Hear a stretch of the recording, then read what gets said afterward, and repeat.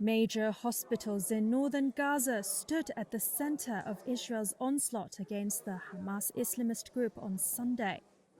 Israel has said doctors, patients, and thousands of evacuees who have taken refuge at hospitals in North Gaza must leave so it can destroy what it says are Hamas command centers under and around them. Hamas denies using hospitals this way.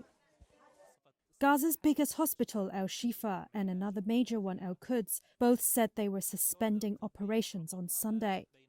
At Al-Shifa, Palestinian officials says 3 premature babies had died and dozens more were at risk from lack of electricity.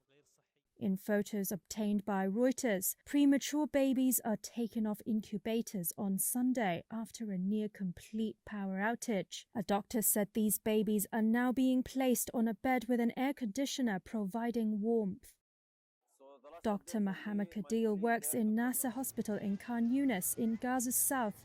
He has been in contact with colleagues in Al-Shifa. Shifa hospital now is not working. Nobody allowed in, nobody allowed out.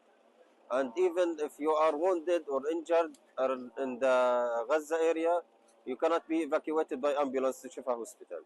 So Shifa hospital now is out of service. This is the situation. We will help the babies in the pediatric department to get to a safer hospital. Israel's army spokesperson Daniel Hagari announced on Saturday that it was ready to evacuate babies from Gaza's largest hospital on Sunday. But Palestinian officials say they had not been told how to get the babies to safety. In a distressing scene in the Indonesian hospital, also in northern Gaza, a baby boy had been rushed in from a house that was struck by an Israeli missile. Medics were treating him with a manual resuscitator as power had been cut off. Thousands took refuge in Al-Shifa hospital complex. Thousands more are now fleeing south to escape the worst of the fighting.